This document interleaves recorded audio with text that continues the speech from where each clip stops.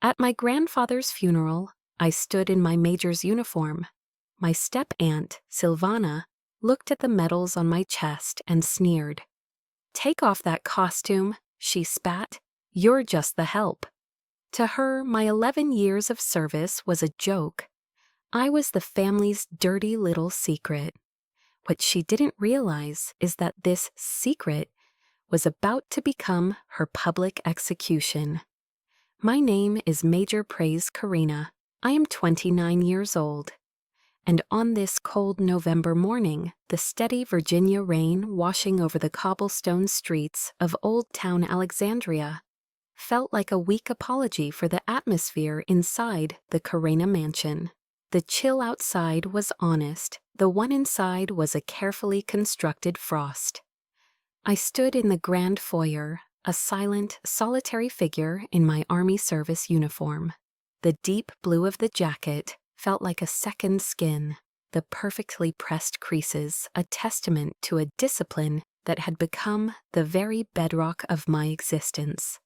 On my chest, the rows of ribbons and medals, each one a marker of a promise kept, a challenge met, a piece of my life given over 11 years of service, felt heavier than usual. They were symbols of honor in my world. Here, in the house my grandfather built, they were apparently symbols of defiance. In the eyes of my step-aunt, Silvana Crow, I was not an officer. I was not the grieving granddaughter returned home. I was an anomaly, a disruption to her perfectly curated world of quiet wealth and whispered power. She glided past me, a phantom in black silk, the cloying scent of Chanel No. 5 trailing behind her like a toxic cloud. She leaned toward my cousin, Serafina. Her voice a low, venomous hiss, meant just for me to hear. "Look at her," Silvana whispered, a flick of her eyes my only acknowledgement. "Dressed as if she's here to recruit, not to mourn. It's a disgrace to the Kerena name." Serafina, ever the loyal echo, let out a delicate giggle. It was a sound like shattered glass, sharp and cruel, and it found a place deep inside my chest to twist. I kept my gaze fixed on the rain-streaked window, my posture rigid, my hands held loosely at my sides as regulations dictated. I was trained to remain calm in the face of enemy fire. I never imagined the most hostile territory I'd ever stand on would be the Persian rug in my own family's home. My grandfather's voice echoed in my memory, a lesson from years ago. Discipline isn't just for the battlefield, Praise. It's holding your ground when the enemy is standing right in front of you. I held my ground. A brief respite came in the form of a United States Senator, an old friend of my grandfather's. His face was etched with genuine sadness as he approached me, his eyes immediately drawn to the silver oak leaf on my shoulder marks. He offered a firm, respectful handshake. "Major Kerena," he said, his voice rumbling with sincerity, "my deepest condolences on your loss. The general was so immensely proud of you. He told me so himself." For a single, fleeting moment, a fragile warmth spread through my heart, a flicker of recognition, a sense of belonging. It was extinguished as quickly as it came. Like a hawk swooping on its prey, Silvana was there, linking her arm through the senator's, physically maneuvering him away from me. Her smile was blinding, her voice dripping with a honey I knew was laced with poison. "Oh, Senator, how wonderful to see you. Please, let me introduce you to the family," she purred, her tone implying a circle I was clearly outside of. She gestured vaguely in my direction, without looking at me. "Don't mind her, she's just some distant relation, here to help us with a few things." She emphasized the word help, letting it hang in the air, a deliberate, perfectly aimed missile. In that single sentence, she had stripped me of everything. My rank, my service, my very identity as the general's granddaughter. I was no longer Major Praise Kerena. I was a nameless, faceless helper, an employee, a nobody. The air grew thick in my throat, but my training, my grandfather's words, held me fast. My spine remained a steel rod, my expression a neutral mask. I would not give her the satisfaction of seeing me break. I let the insult wash over me, feeling it stain me, but I refused to let it bend me. An hour later, the battleground shifted to the library. The scent of old leather and wood polish, once a source of comfort, now felt like the air in an arena before a fight. This room had been my grandfather's sanctuary. Today it was their stage. Silvana, Serafina, and her husband, the ambitious D.C. lawyer Caspian Thorne, settled into the plush leather armchairs with an air of entitled victory. They were predators waiting for the feast. I chose to stand. Alistair Finch, the family's longtime attorney, cleared his throat. He was a man of quiet dignity, and his eyes met mine for a brief, unreadable moment before he began to read from the last will and testament of General Threat Kerena. He went through the minor bequests, the usual legal jargon, while the tension in the room coiled tighter and tighter. And then he reached the final, most important section. His voice was clear and steady.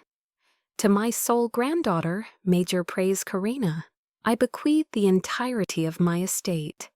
This includes the Kerena mansion and all its holdings, the full contents of the Kerena Trust Fund, valued at $11 million, and my 41% of controlling shares in Ethelgard Industries. The silence that followed was absolute, a vacuum that sucked all the air from the room. It was shattered by Silvana's shriek. "Absurd!" she screamed, lunging to her feet, her mask of civility disintegrating into raw, ugly rage. The old man was senile. He'd lost his mind. Chaos erupted. Caspian was on his feet, his face pale with shock, while Serafina simply stared, her mouth agape. Amid the turmoil, Mr. Finch walked calmly over to me and handed me a thick, sealed envelope bearing my grandfather's crest.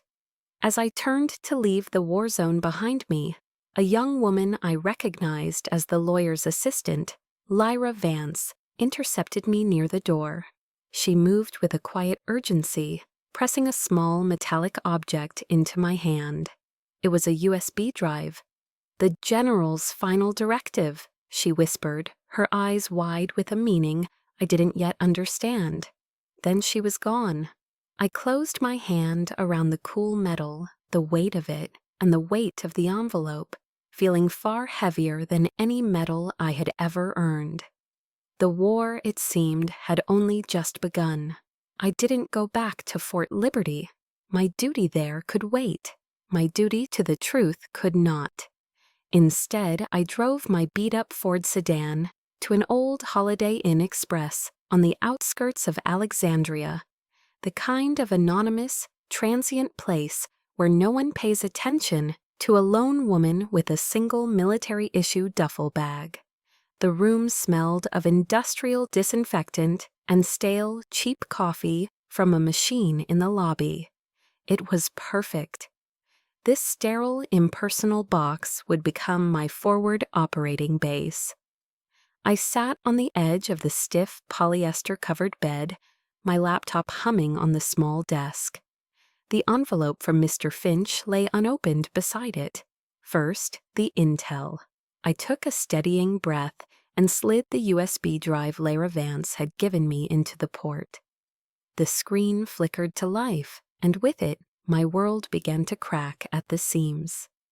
At West Point, a philosophy professor once lectured us on Stoicism. "You do not control what happens to you," he had said, pacing before the class of cadets, "but you have absolute control over how you respond." For years, I had lived by that creed. I had controlled my response to enemy ambushes in Afghanistan and the subtle, constant hostility of my own family. Now I would respond to this. The skills I'd honed in intel analysis, sifting through data, identifying patterns, connecting seemingly disparate pieces of information, were now turned inward, aimed at the very people who were supposed to be my foundation. I navigated the drive's contents with a cold, methodical precision. It was organized into folders, each a chapter in a story of betrayal. Files, emails, audio recordings. They appeared on the screen like shards of a shattered mirror, each one reflecting a distorted, ugly piece of a truth I never knew existed.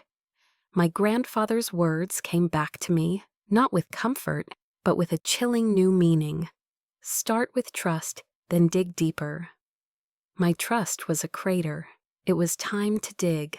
I clicked on the first folder, labeled Estate Planning.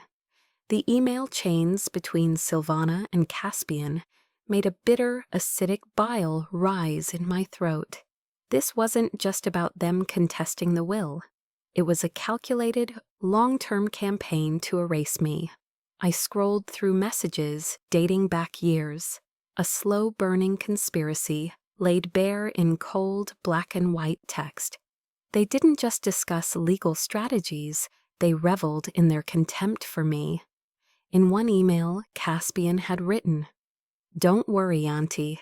If the little soldier girl ever dares to show her face, I have 100 ways to make her renounce it all voluntarily. She's used to discipline. We'll just have to show her what the real world's discipline looks like." The phrase, "the little soldier girl," struck me like a physical blow. It was so dismissive, so belittling. It was how they saw me. Not as a decorated officer, not as family, but as a child playing dress-up, a nuisance to be managed. Silvana's reply was even more chilling. It would be better if she never appeared at all. Her very existence is an insult. My hands tightened on the edge of the desk. They had plotted my removal from the family legacy for years, viewing me as an insect to be crushed before I could even reach the house. Next, I opened an audio file. It was a recording of Lyra Vance, her voice trembling but clear. She was recounting the day Caspian fired her. She described how she had found evidence of him funneling money from Ethelgard Industries through a sham charity. And when she confronted him, he had threatened her career, her reputation, everything. The recording was a raw, painful testament to their ruthlessness. They weren't just greedy, they were cruel. They destroyed lives as casually as one might swat a fly. But the final devastating blow was waiting in a folder, encrypted with a single ominous name: Dawnfall. My training kicked in, my fingers flying across the keyboard, breaking the simple password, my grandfather's date of birth, in seconds. The folder opened. It contained only one file, a single image. My breath hitched. The screen showed a photograph, grainy and faded with age. A little girl, no older than 4, with a shock of blonde hair, sat smiling on a wide green lawn. I recognized the barracks in the background. Fort Bragg, North Carolina, 1996. The little girl was me. Sitting beside me, his arm draped protectively around my small shoulders, was a young paratrooper. He wore the 82nd Airborne patch on his sleeve, the same one I now wore on mine. His smile was warm, his eyes crinkling at the corners with a joy that seemed to leap off the screen. It was a face I had never seen before. It was not my grandfather, Secret Kerena. My eyes scanned to the bottom of the photo. A typed caption, a name, Major Jackson Jax Creed. And beneath the name, 2 words that shattered my entire reality: the truth. The air in the room became thick, unbreathable. My lungs seized. All my life, I was told a simple, tragic story. My father, an Air Force pilot, had died in a routine training accident before I was old enough to remember him. A hero, gone too soon. It was a clean, honorable narrative. It was also a complete and utter lie. This was a different man, a different uniform, a different story. This wasn't just about an inheritance anymore. This wasn't about a mansion or stocks or money. They had taken more than that. They had stolen my father from me. They had stolen my history. The foundation of who I was, the story of my life, crumbled into dust. I stared at the smiling man on the screen, a ghost I never knew I was supposed to be haunted by. The questions were a firestorm in my mind. Why? Who was this man? Why was he hidden from me? The pain was a sharp physical agony, a knife twisting in my soul. I wonder if you've ever had a moment like that. A moment where you realize a fundamental truth you've built your life on is a lie. It's a feeling of absolute freefall, isn't it?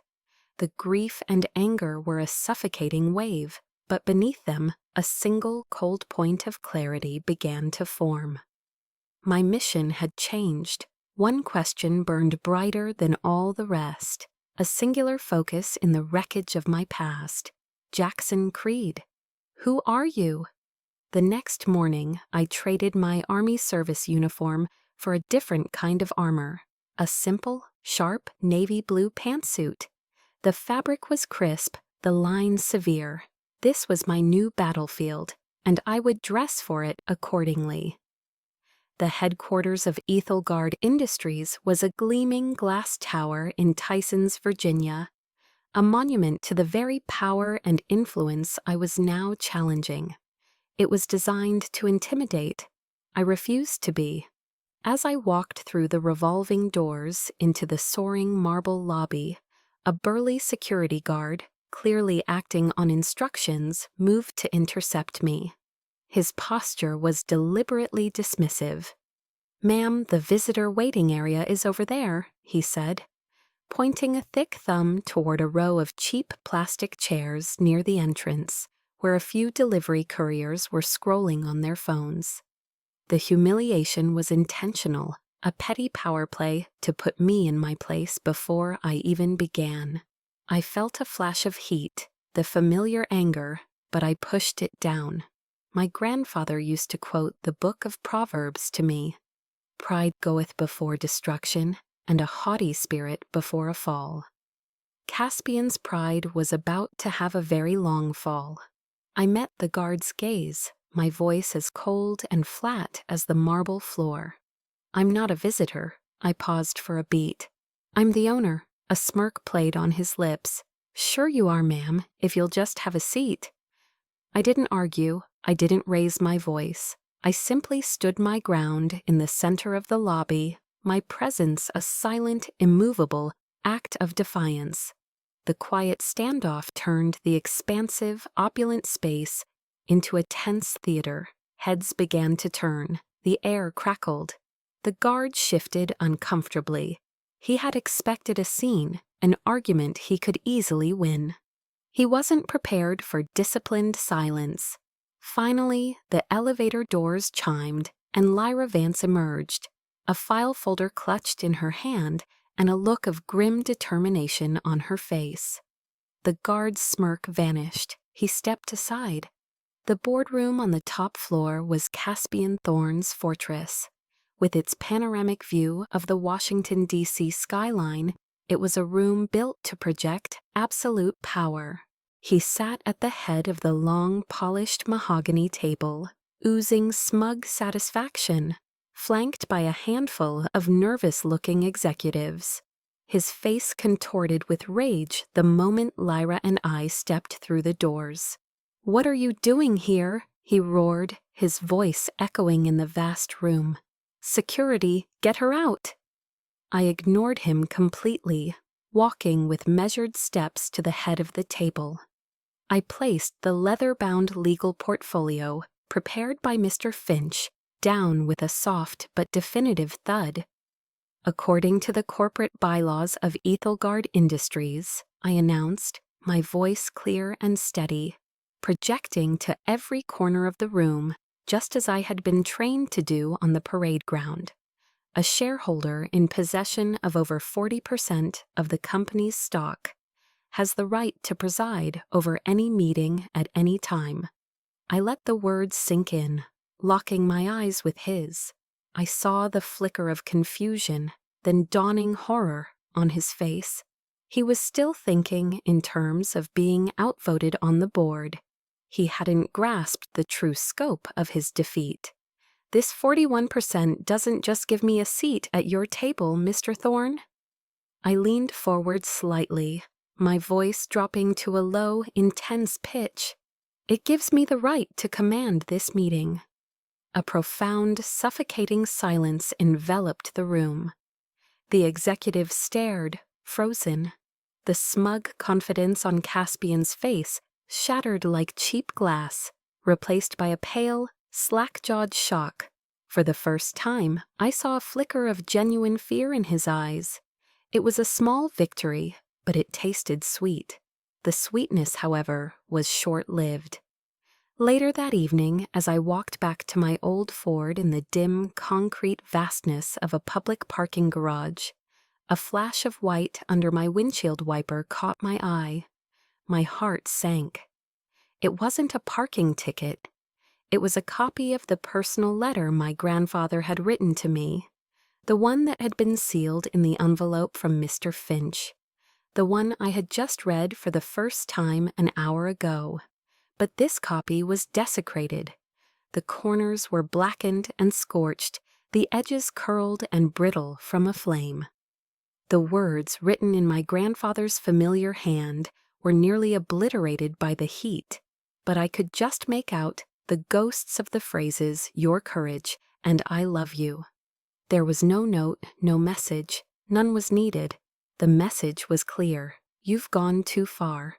We can burn your inheritance just as easily as we can burn you. An icy rage, sharp and clean, shot up my spine.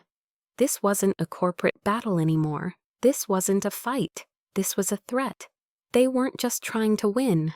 They wanted to destroy. The rules of engagement had just changed. I would no longer just defend and attack. It was time to hunt. The scorched letter, it felt like a brand on my soul. That night, sleep offered no escape, only fractured nightmares of fire and betrayal. By the next afternoon, I found myself sitting in a red vinyl booth at a classic American diner in the Delray neighborhood of Alexandria. The air smelled of frying bacon and coffee. I was pushing the remains of a dry burger around my plate. The weight of my isolation pressing down on me so hard it was difficult to breathe. I had won a battle, but the threat of the larger war left me feeling utterly, profoundly alone. Then the bell above the door jingled. Lyra Vance walked in, her eyes scanning the room for a moment before landing on me. She slid into the booth opposite me without a word, a small, knowing smile on her face. "I figured I'd find you here," she said, her voice soft. "A place like this, it's real, not like their world." She motioned to the waitress, then pushed a heavy ceramic mug of steaming black coffee across the table toward me. "I quit my job at the law firm this morning. I can't work for people who represent that kind of evil." I looked up at her, surprised. She was throwing away her career, her stability, for a fight that wasn't even hers. She seemed to read my mind. "The general trusted me, Praise. He gave me a chance when no one else would. And now—" She met my gaze, her own eyes clear and unwavering. "Now I trust you, Major." It was the first time in days someone had called me by my rank, without a trace of sarcasm or contempt. It was a simple word, but it landed like a lifeline. A small, tentative warmth spread through my chest, a flicker of light in the suffocating darkness. In that moment, sitting in a cheap diner booth, I realized I was no longer fighting this war alone. "Thank you, Lyra," I said, my voice hoarse. It was all I could manage. She nodded, taking a sip of her own coffee. She then told me about the day she was fired, filling in the gaps from the audio file. I took the evidence of Caspian's embezzlement directly to Silvana, she said, her voice still holding a tremor of remembered shock. She just smirked, as if it was all a tiresome game. But the thing that really broke me was Serafina. Lyra paused, her eyes looking past me, replaying the scene. She was there when Caspian was shouting at me, threatening to ruin me. She just stood there, looking at me like I was a bug on her shoe. Then she turned to Caspian, not with anger, but with a bored sigh, and said, "Darling, don't make a scene. Mother wouldn't like the noise." The words hit me with the force of a physical blow. Serafina hadn't cared about the truth. She hadn't cared that an innocent person's life was being dismantled. She only cared about maintaining the pristine, undisturbed surface of their perfect, gilded lives. Lyra's story confirmed a truth I had always felt, but never fully articulated. Silvana's cruelty was loud and overt, a raging fire, but Serafina's was a quiet, cold poison, perhaps even more terrifying in its absolute lack of empathy. That evening, back in the sterile quiet of my motel room, my phone buzzed with a call from an unknown number. I hesitated, then answered. "Major Kerena?" The voice on the other end was gravelly, aged, but with an unmistakable undercurrent of strength. I recognized it instantly. It was the old paratrooper from the funeral, the one who had pressed a slip of paper into my hand. "Yes, this is she. This is Sergeant Frank Kowalski, retired," he said. "We heard about the board meeting. You did good, Major, real good." He cleared his throat. The general, he had brothers, and those brothers don't ever abandon the child of a fallen comrade. We've been doing some digging of our own. We have some intel on the general's old friend, this Jackson Creed.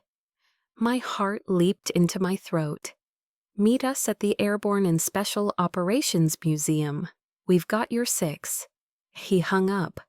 I stood there, phone in hand, the silence of the room no longer feeling empty, but filled with a new, powerful presence. The paratrooper's creed, the oath I had taken, the words every jumper lives by, echoed in my mind. I will never fail my comrades. Family isn't just about blood, it's about loyalty. It's about who stands with you in the fire. My blood relatives had left me to burn. But in one day, I had found my true squadron. I had an army. I had a real family. The text message from Serafina arrived 2 days after my meeting with the old paratroopers. It was an invitation for tea, worded with a cloying sweetness that set my teeth on edge. "Let's talk, just the two of us, like old times." Old times? The only old times I remembered were ones where I was invisible. Still, against all logic, a tiny, treacherous flicker of hope ignited within me. Lyra's story had painted Serafina as passively cruel, a follower, not a leader. Could she be the weak link? Could reason prevail with her, away from the toxic influence of her mother and husband? I agreed to meet. I had to know. She chose a painfully chic tea room in Georgetown, the kind of place with embroidered napkins and bone china, designed for quiet, civilized conversations. It was the perfect stage for a disingenuous performance. She arrived late, a classic power move, sweeping in, wearing a cream-colored silk dress that made her look like a fallen angel. She sat, ordered a pot of Earl Grey, and then turned her wide, supposedly innocent eyes on me. "Praise," she began, her voice a soft, rehearsed murmur. "Mother and Caspian are just terribly worried about you. They were shocked, that's all. It was a lot to take in, but we're family. We can work this out." The word family hung between us, a poisoned dart. A foolish, weak part of me, A part I thought I had buried long ago wanted to believe her. It was the part of me that still yearned for a normal life, for holiday dinners that didn't feel like a ceasefire. Family doesn't try to destroy each other, Serafina, I said, my voice lower than I intended. She let out a theatrical sigh, the picture of weary patience. You just don't understand this world, Praise. It has rules. Everything would be so much easier for you if you would just cooperate. She was offering an olive branch, but I could see the thorns hidden beneath the leaves. It was a threat wrapped in the language of concern. I remembered something I once heard from the author, Brené Brown, in a podcast. You can't negotiate your worth with people who don't have the ability to see it. Cooperate? I asked, keeping my voice even. What does cooperation look like? Serafina smiled then, a dazzling, confident expression she thought was charming. To me, it looked predatory. It's simple, really. All you have to do is sign the papers, renounce the inheritance. Mother says she'll arrange a generous monthly allowance for you. Enough for you to live quite comfortably anywhere you want. You'd be welcomed back for the holidays, Thanksgiving, Christmas. You'd be part of the family again. I stared at her, the clinking of teaspoons and quiet chatter of the tea room fading into a dull roar in my ears. I couldn't believe the audacity, the sheer breathtaking arrogance. They thought my self-respect, my grandfather's legacy, my father's stolen honor, all of it could be bought, purchased with a monthly check, like a subscription service to their approval. They wanted me to sell my soul for the privilege of eating dry turkey and enduring their condescending smiles once a year. The fragile hope I had walked in with shattered into a million pieces. The rage that settled in its place was cold and clear. My worth isn't for sale, Serafina, I said. The smile vanished from her face, instantly replaced by the familiar cold contempt I had known my entire life. The mask was off. You always were this way, she hissed, her voice dropping to a venomous whisper. Stubborn, stupid. Don't you get it? You don't belong here. You never did. She leaned across the table, her eyes burning with a resentment that seemed ancient. Grandfather only kept you around out of pity, a charity case. You're not his legacy, Praise. She paused, letting her final words land with the force of a killing blow. You were a burden he carried his entire life. There it was, the deepest, darkest fear I had carried in secret since I was a child, spoken aloud, the fear that I was unwanted, tolerated, a mistake. For a moment, the world tilted, the air knocked from my lungs. But then something shifted. Instead of the crushing pain I expected, a wave of absolute, chilling clarity washed over me. Her words weren't a revelation, they were a confirmation, a release. There was nothing left to salvage here. There was nothing left to hope for. They had, with their own hands, severed the final frayed thread that connected us. I pushed my chair back and stood up. I looked down at her, at my cousin, a woman who shared my blood but not an ounce of my heart, and I felt nothing, just a vast empty distance. Thank you for clarifying, I said, my voice devoid of all emotion. And then I turned and walked away, and I did not look back. I returned to the sterile silence of my motel room, the echo of Serafina's final word, burden, reverberating in the empty space around me. It was a wound, deep and festering, a confirmation of the darkest insecurities I had spent a lifetime trying to outrun. For a few hours, I let the pain wash over me, a cold, familiar tide. I thought I had reached the absolute limit of their cruelty, the bedrock of their contempt. I was wrong. The real gut punch, the one designed to be a knockout blow, was yet to come. An email from Lyra popped up on my laptop screen. The subject line was stark, written in all caps, urgent from Caspian's lawyers. My heart hammered against my ribs, a frantic, trapped bird. With a deep, steadying breath, I clicked it open. Attached was a PDF, an official legal document stamped with the intimidating letterhead of a high-powered DC law firm. It was a cease and desist letter. My eyes scanned the dense, aggressive paragraphs of legalese. It was standard, ugly stuff at first, the kind of corporate saber-rattling designed to scare a person into submission. It formally forbade me from presenting myself as the heir to the Kerena estate. It prohibited me from contacting any member of the board of Ethelgard Industries. It warned me against setting foot on the mansion's property, threatening restraining orders and further legal action. It was a legal warning shot, a declaration that their wealth and influence would crush me. I expected it. I was prepared for it. But then my eyes fell upon the third paragraph, and the world went quiet. This section wasn't about me. It was about my father. The cold, detached legal language, crafted for maximum damage, called Major Jackson Creed a fabricated personage, an alleged deserter, a fiction, they claimed, invented by my grandfather in his late-stage dementia, for the sole purpose of defrauding the rightful Crow family heirs of their inheritance. The words blurred. I read them again and again. They weren't just trying to erase me from the future. They were trying to methodically, legally, and publicly obliterate my father from the past. They were spitting on the grave of a soldier I had never even had the chance to properly mourn. They were calling a hero a coward, a man of honor a fraud. They were taking the single precious image of him, the one piece of truth I had, and attempting to burn it to ash in the fire of their greed.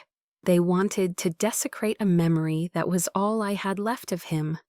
The blood in my veins seemed to freeze solid, then instantly flash to a boil. This was no longer about money. It was no longer about a house or a corporation or stocks in a portfolio. This was about honor. The honor of my grandfather, the general who had served his country with distinction for 40 years.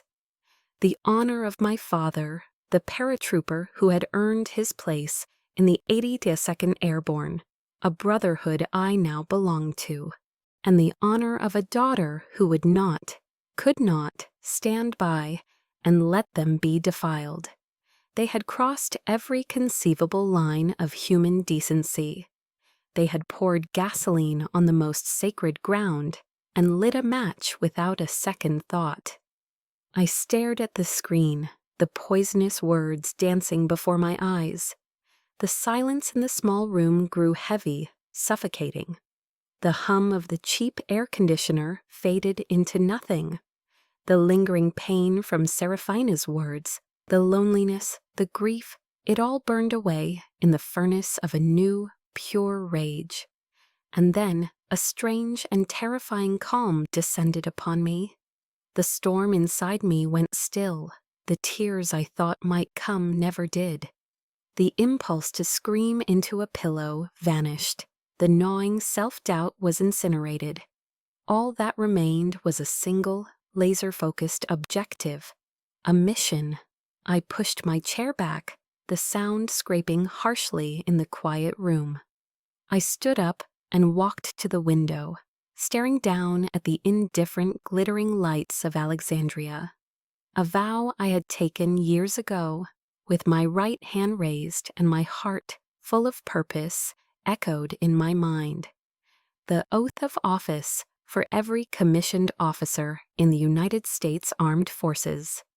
I, Praise Kerena, do solemnly swear that I will support and defend the Constitution of the United States against all enemies, foreign and domestic. Domestic.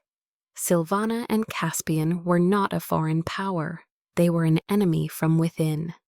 a domestic threat that had rotted the foundation of my family from the inside out with their lies and their greed. They had betrayed trust, betrayed family, and now they had betrayed the honor of a fallen soldier. My duty was no longer a matter of choice. It was an obligation. Silence was no longer a strategy. It was complicity. I pulled out my phone. My thumb was perfectly steady as I found Lyra's number in my recent calls. She answered on the second ring, her voice alert. "Lyra," I said. My voice was flat, calm, devoid of all emotion. It was the voice I used to give orders in the field, when the stakes were life and death and there was no room for error. "We're no longer on the defensive." I paused, letting the statement hang in the air, a declaration of war. "We're going on the offensive." There was a beat of silence on the other end of the line. I could almost hear the gears turning in her sharp, legal mind. Then her reply came back, crisp and resolute. "Roger that, Major." There was no hesitation, no doubt in her voice, just pure, unshakable loyalty. "What are your orders?" The fight had officially begun. Have you ever been pushed so far that the only thing left to do is fight back with everything you have? That's where I was. There was no turning back. My motel room transformed. The spare bed became a holding area for documents. The small desk was command central, my laptop glowing day and night. The flimsy wall above it became our mission board, covered in a spiderweb of sticky notes and printouts connected by lines of red marker. It was no longer a place of hiding. It was a tactical operations center, a war room. Lyra, with her insider's knowledge of Ethelgard's labyrinthine finances, was my lead analyst. I, with a strategist's mind, was the mission commander. Together, we were a two-woman army launching a full-scale offensive. I found myself instinctively applying the OODA loop: observe, orient, decide, act, a decision-making cycle drilled into me since my early days of training. We had observed the enemy's actions. Now it was time to orient ourselves to the new battlefield and prepare to act. Our first operation was a campaign of financial reconnaissance.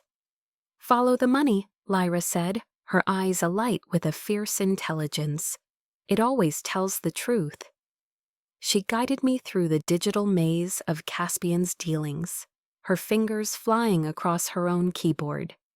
She quickly pointed to a single recurring name that appeared in dozens of transactions: the Meridian Trust. On the surface, it was a pristine organization, a nonprofit dedicated to supporting military veterans and their families. Its website was filled with noble rhetoric and smiling photos of soldiers. Its honorary advisory board was a who's who of Washington's elite: senators, lobbyists, and society doyens, all powerful friends of Silvana. It was the perfect cover, a shield of patriotism and goodwill. "They're using veterans to launder money," Lyra said, her voice tight with disgust. "It's more than just fraud. It's a desecration." "Then we're not just exposing them," I said, my own anger a cold, hard stone in my gut. "We're taking it down." We worked around the clock, fueled by lukewarm coffee and take-out containers of Chinese food and pizza that littered the room. The days and nights blurred into a single, sustained effort. Lyra, using her old access codes, dove deep into Ethelgard's backup servers, pulling files Caspian thought were long deleted. I became the liaison to my new network of allies. I contacted Sergeant Kowalski, and my request was simple. I needed the official military records for Major Jackson Creed, and I needed them yesterday. The information began to flow in, a steady stream of digital ammunition. Lyra, with a triumphant cry, recovered a batch of deleted emails. They were the key. They showed a series of wire transfers authorized by Caspian, moving exactly $11 million, the precise amount of my inheritance, from an Ethelgard account directly into the Meridian Trust.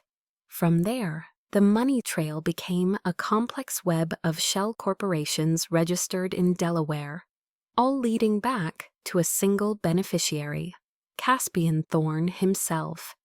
He hadn't just planned to contest the will, he had already stolen the money. Simultaneously, an email arrived from Sergeant Kowalski. Attached was a scanned PDF of a government document. It was the official DD Form 1300, the report of casualty for Major Jackson Jax Creed. My eyes scanned the boxes: name, rank, service number, and then box 10, cause of death. The words were stark, official, undeniable: killed in action. It came with a heavily redacted after-action report, but the summary was clear. He had died performing an act of valor that had saved the lives of his fellow soldiers, including a young general named Theron Kerena. I printed the documents, the paper warm from the machine. This was my proof. This was his honor, reclaimed. This was the truth they had tried to bury. But the final, definitive piece of evidence, the smoking gun, came not from Caspian's careful plotting, but from Seraphina's careless vanity. Lyra let out a low whistle as she stared at her screen. Praise, you need to see this. She had been cross-referencing the shell corporation's bank statements with social media. And there it was. In a moment of supreme arrogance, Seraphina had used a corporate American Express card to purchase a $50,000 Cartier necklace from a boutique on Rodeo Drive. The problem for her was that the corporate card wasn't from Ethelgard. It was registered to Delaware Acquisitions LLC, one of Caspian's primary money laundering shell companies, funded directly by the Meridian Trust. Her own signature was on the digital receipt. "We've got him," Lyra whispered, her eyes shining. "This connects all of them. It's not just fraud now, it's conspiracy. It's money laundering, it's wire fraud. Praise. This is a RICO case. The Racketeer Influenced and Corrupt Organizations Act. It was the legal equivalent of a nuclear bomb, designed to take down entire criminal enterprises. They hadn't just made a mistake, they had handed us the weapon to destroy them. Perhaps they sensed the net closing in, because it was then that Silvana made her final, fatal move. She officially filed a lawsuit against me. The charge was defamation of character. I looked at the legal notice Lyra forwarded to me, and a slow, cold smile spread across my face. Fine. She had chosen the battlefield, and I was more than ready for the fight. The federal courtroom in Alexandria was packed. The air was thick with anticipation, a suffocating blend of expensive perfume and nervous energy.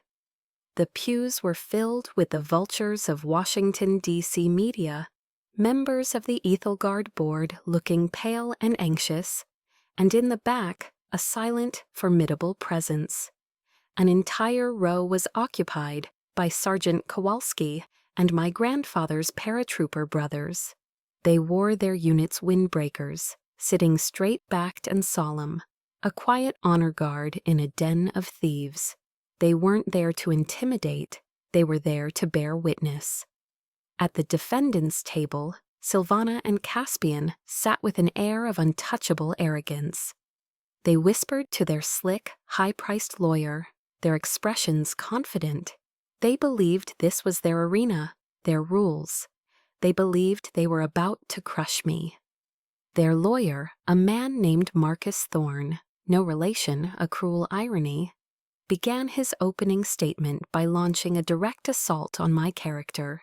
He painted me as a disgruntled, unstable soldier, a woman irreparably damaged by combat trauma. He used my service record not as a testament to my honor, but as a weapon against me, suggesting I was prone to delusions, fabricating stories for financial gain. He was trying to frame me as a classic case of a veteran suffering from PTSD, attempting to extort her own grieving family. It was a vile, despicable tactic, and I saw the old soldiers in the back stiffen with a collective, silent rage. I sat beside Lyra at our table, my hands resting calmly in my lap. I listened to every poisonous word, every calculated lie. I let him build his narrative. I let him dig their grave a little deeper. When he finally finished, the judge turned to me. "Major Kerena, you may take the witness stand." I stood, but I did not walk to the stand. Instead, I walked to the center of the courtroom, standing before the judge's bench. I was in my full Army service uniform, the deep blue jacket immaculate, the medals polished to a high shine. I was not a witness, I was not a victim, I was an officer here to deliver a report. Before I began, my eyes found the American flag standing beside the judge. For truth, for honor, for country, I thought. "Your Honor," I began, my voice clear and carrying, resonating with the authority of command. "This is not a defamation case. This is a criminal investigation." That was Lyra's cue. On the large screen behind me, a slide appeared, then another, and another. The courtroom fell into a stunned silence, broken only by the soft rhythmic click of Lyra's mouse. First, the fraudulent emails between Silvana and Caspian, their contempt for the little soldier girl, laid bare for the world to see. I heard a gasp from the gallery. Next, a detailed flowchart, a spiderweb of deceit, mapping the illegal transfer of $11 million from Ethelgard Industries through the sham veterans charity, the Meridian Trust, and into the Delaware shell corporations controlled by Caspian Thorne. The members of the Ethelgard board began furiously whispering amongst themselves. Then, the final nail in the financial coffin, the high-resolution image of the $50,000 Cartier receipt from Rodeo Drive, bearing Serafina's elegant, damning signature, paid for by a corporate card linked directly to one of the shell companies. I watched as Caspian's face went from smug to ashen. A fine sheen of sweat broke out on his forehead. Silvana sat frozen, her knuckles white as she gripped the edge of the table, her face a mask of disbelief. They had believed they were untouchable. Now their criminal conspiracy was being projected 10 feet high in a federal courtroom. I let the image of the receipt hang on the screen for a long, painful moment. These financial crimes, as extensive as they are merely a symptom, Your Honor, I continued, my voice low and steady. A symptom of a much deeper disease, a moral rot that has festered at the heart of this family for decades. I walked back to my table and picked up a single file. I held it up. "This," I said, "is the official military casualty report for Major Jackson Creed, United States Army." I read his commendations aloud. I read the summary of the after-action report, detailing how he had exposed himself to enemy fire to drag a wounded officer to safety, an officer named General Theron Kerena. Then, I opened my grandfather's personal journal, the one from the sealed envelope. My voice trembled slightly for the first time as I read his words, his private agony, written a year after my father's death. "Silvana insists we must maintain this story. She says his name is a complication, that his memory is a threat to our family's standing. She has made me bury my friend, my hero, for a second time. May God forgive me for this lie I am forced to tell my granddaughter." I closed the journal and turned my gaze directly on Silvana. The courtroom was so quiet, I could hear the frantic beat of my own heart. "She didn't just steal money, Your Honor," I said, my voice ringing with a fury I no longer tried to contain. She stole a hero's legacy. She tried to erase the memory of a soldier who gave his life for this country and for my grandfather. It was too much. The carefully constructed facade of the powerful matriarch, pushed past its breaking point, finally shattered. Drained of all reason, cornered like a rat, Silvana shot to her feet. Her face was a grotesque mask of hatred, her eyes wild and bloodshot. She pointed a trembling, manicured finger at me. "You!" she shrieked, her voice a raw, animalistic sound that clawed at the air. "You and your pathetic father should never have existed. I did everything to make sure he never came back. He deserved to die." The confession, raw and undeniable, hung in the electrified air. A collective gasp rippled through the courtroom. The media erupted, cameras flashed, Caspian looked like he had been turned to stone. The judge's gavel came down, a sharp cracking sound that seemed to shake the very foundations of the room. Once, twice, 3 times. Order, order in the court. But there was no more order. Everything was over. The days that followed the courtroom explosion felt like living through the aftershock of an earthquake. The world I had known, with its toxic fault lines, had been irrevocably fractured. Silvana was taken into custody directly from the courtroom, her crazed confession replayed endlessly on cable news. Federal agents arrested Caspian at his gleaming office tower in Tyson's a few days later, a quiet, humiliating end to his reign of greed. The headlines were relentless, splashed across everything from the Washington Post to Fox News. The Kerena Dynasty Collapses. DC socialite implicated in fraud, possible murder conspiracy.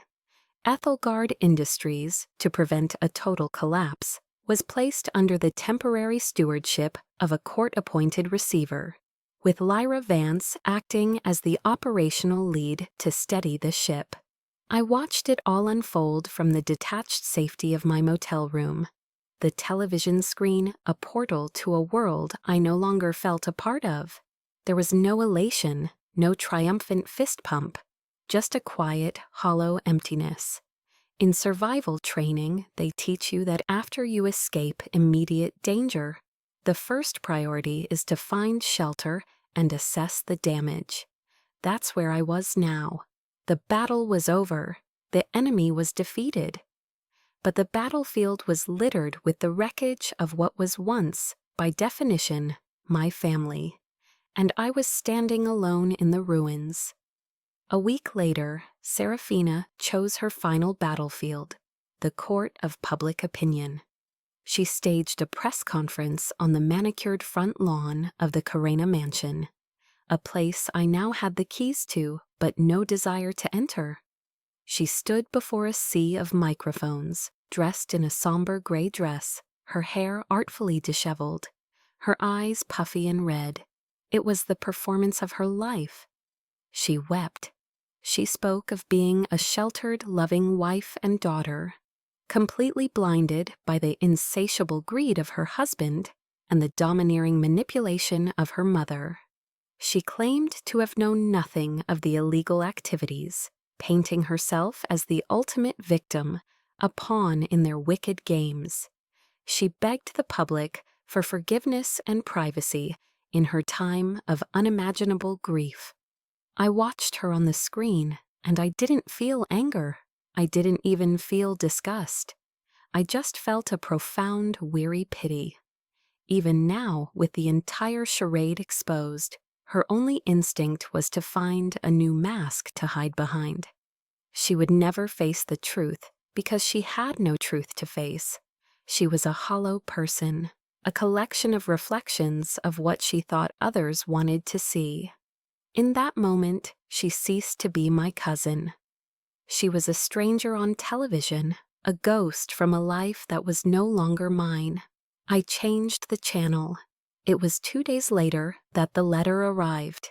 It was delivered by a courier from Mr. Finch's law office, a single plain manila envelope, There was no return address, just my name, Major Praise Kerena, written on the front in a strong, steady, masculine hand. A soldier's handwriting. My heart began a slow, heavy drumbeat against my ribs. I sat on the edge of the motel bed, my fingers trembling slightly as I carefully tore open the seal. Inside was a single sheet of stationery. The letter was short. Praise, they told me you would be safer without me.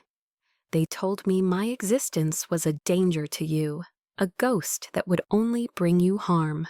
For a long time, I believed them. It was a mistake I have regretted every single day of my life. But I never stopped watching over you, from a distance. It's time to stop being a ghost. It's time for us to meet. Your father, J.C. Jackson Creed. J.C. my father was alive. The words swam before my eyes. The stoic discipline that had been my shield, my armor, my entire identity, finally shattered. The grief I'd never allowed myself to feel. The tears I'd refused to shed for a lifetime of hurts. The crushing weight I had carried for so long. It all broke free.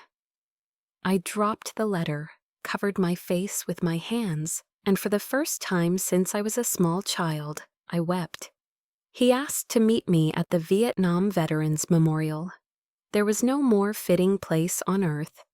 It was a crisp, clear morning on the National Mall, the kind of day where the sky is a painfully bright blue.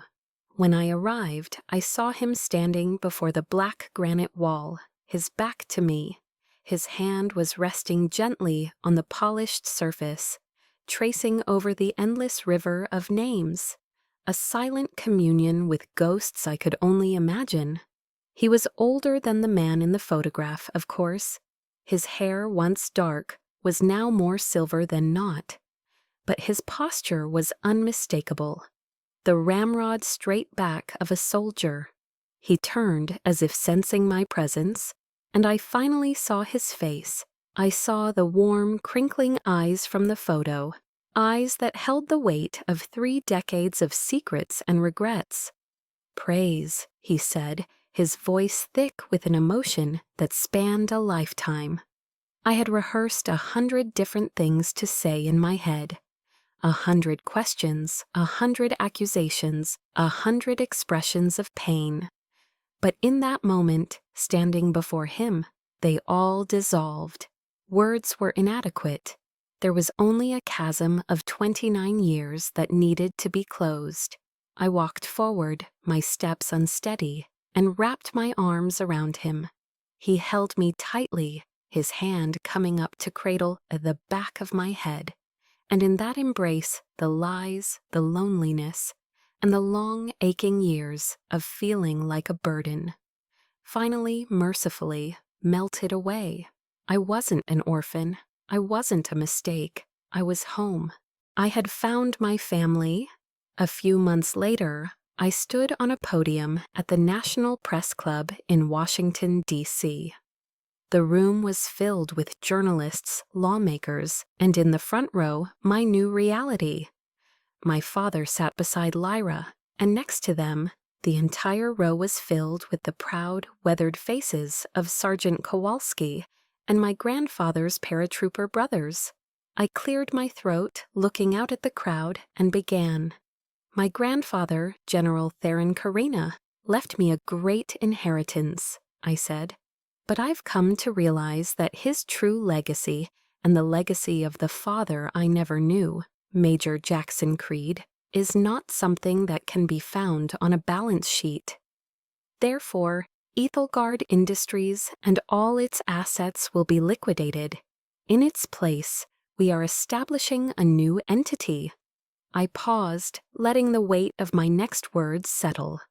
Today, I am proud to announce the formation of the Praise Kerena Foundation for Truth and Transition. A murmur went through the room.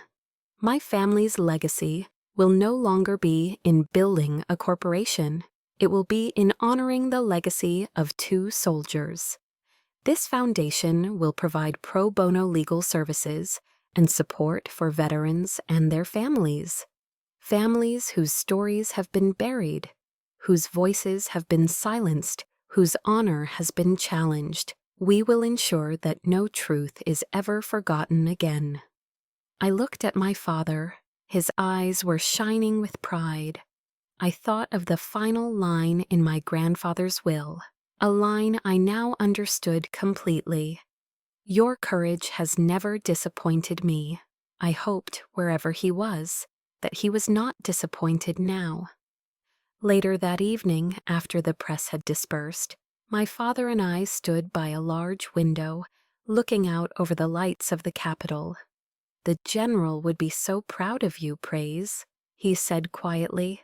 I smiled, a real, genuine smile that reached my eyes. "I think he'd be proud of both of us."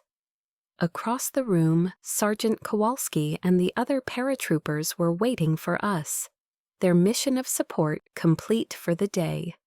As my father and I walked toward them, they simultaneously came to attention, their movements sharp and synchronized despite their age. Each of them raised a hand in a crisp, formal salute. I stopped, stood tall, and returned the salute, my own movements sharp and precise.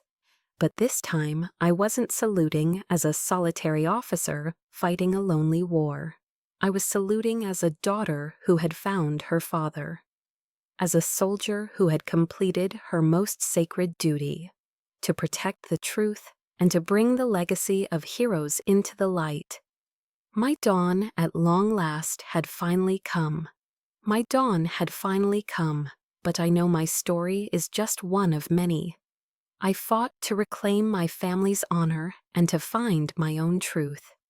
I know that so many of you listening have fought your own quiet battles against being unseen or unheard by those who should have cherished you most. If you feel comfortable, I would be honored if you shared a piece of your own story in the comments. Your voice has power, and you are not alone. For more stories that understand this journey, please subscribe to our channel. Thank you for listening.